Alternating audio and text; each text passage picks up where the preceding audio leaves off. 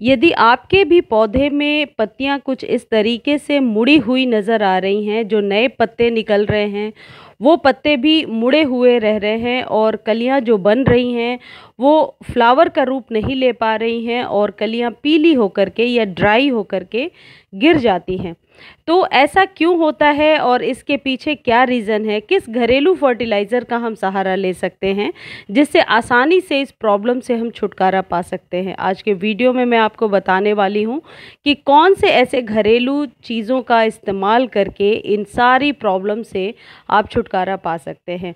गुलाब के पौधे में अक्सर पत्तियाँ पीली होने की समस्या होती है या फिर आपके पौधे में जब उस खास चीज़ की कमी होने लगती है तो पौधे की पत्तियाँ कटी फटी सी या आप कह सकते हैं छेद छेद पत्तियों में होने लगता है और ये तब होता है जब आपके पौधे में कैल्शियम की कमी हो जाती है।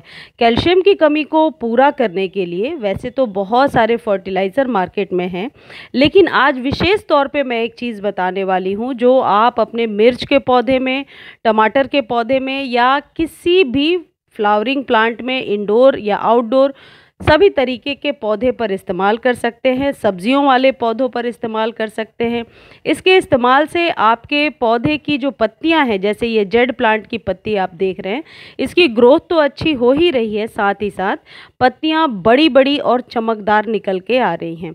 मनी प्लांट पर या एरिका पाम या एग्लोनिमा सभी प्रकार के पौधे पर इस्तेमाल कर सकते हैं।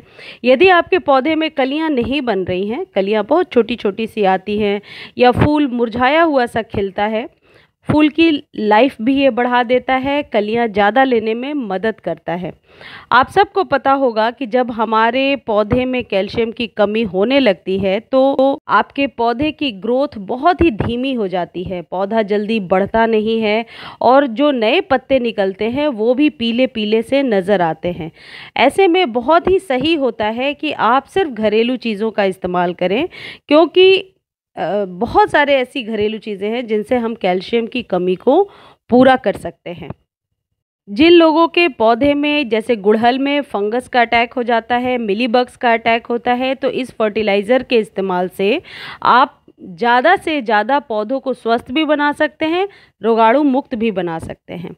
आजकल गर्मियों में अक्सर आपके घरों में दूध फट जाता होगा, बहुत ही नॉर्मल है ये दूध का फटना, लेकिन फटने के बाद जो सब्सटेंस होता है, पनीर हम इकट्ठा कर लेते हैं लेकिन उसके पानी को अक्सर हम फेंक देते हैं।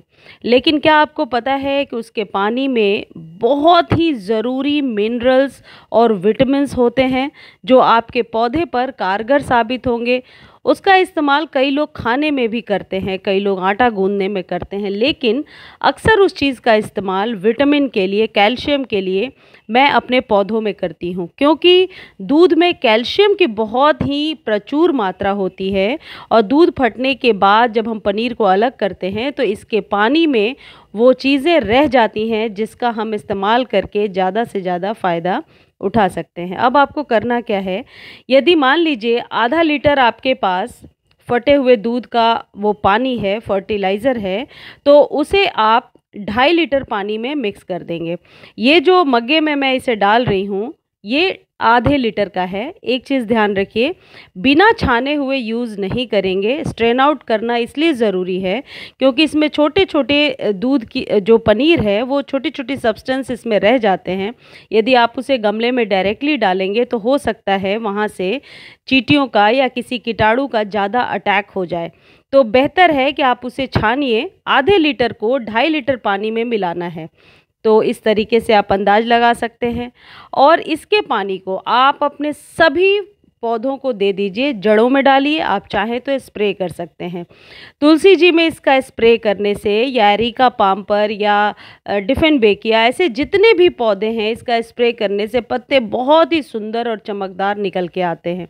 गुड़हल, गुलाब, गंधराज या अपराजिता में इसको देने से बहुत जल्दी नई नई कलियां बनने लगती हैं, पौधे में तेज़ी से विकास होता है। यदि आप नए पौधे को लेकर के आए हैं, नया पौधा आपने लगाया है, तो इसके पानी से हर एक 3 या 4 दिनों पर सींचना शुरू कीजिए और आप देखिए आपका पौधा कितना स्वस्थ रहेगा।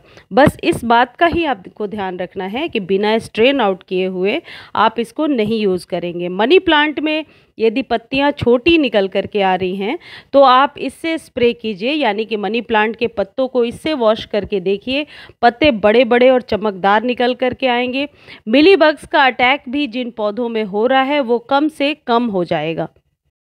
कैल्शियम हमारे पौधों के लिए एक ज़रूरी रोल प्ले करता है। जैसे हमारे बोन्स को स्ट्रॉन्ग करने के लिए कैल्शियम की ज़रूरत होती है, वैसे ही कैल्शियम की आवश्यकता होती है हमारे पौधों के स्टेम को मोटा करने के लिए और पौधों की मजबूती के लिए।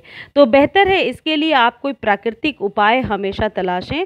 प्राकृतिक चीज़ें जो होती हैं वो आपके पौधे को नुकसान भी नहीं पहुँचाएंगी और कुछ फ़ायदे जो हमें नज़र आ रहे हैं वो दिखाई पड़ते हैं। कुछ ऐसे मिनरल्स जिन्हें हम काउंट भी नहीं कर पा रहे हैं वो आपके पौधे को बहुत ही ज़्यादा, आप कह सकते हैं, पर्याप्त रूप में मिनरल्स प्रदान करते हैं। देखिए ये जो पौधे हैं, जो लीफी प्लांट हैं, अक्सर आप लोग कमेंट सेक्शन में लिखते हैं कि पत्तियों का टिप जल रहा है, पत्तियां बहुत छोटी छोटी निकल के आ रही हैं। देखिए मेरे पौधे की पत्तियां बिल्कुल स्वस्थ हैं, क्योंकि इन पत्तियों को वॉश करने के लिए अक्सर मैं कैल्शियम वाले वाटर का इस्तेमाल करती हूँ और इससे पौधा मेरा स्वस्थ रहता है।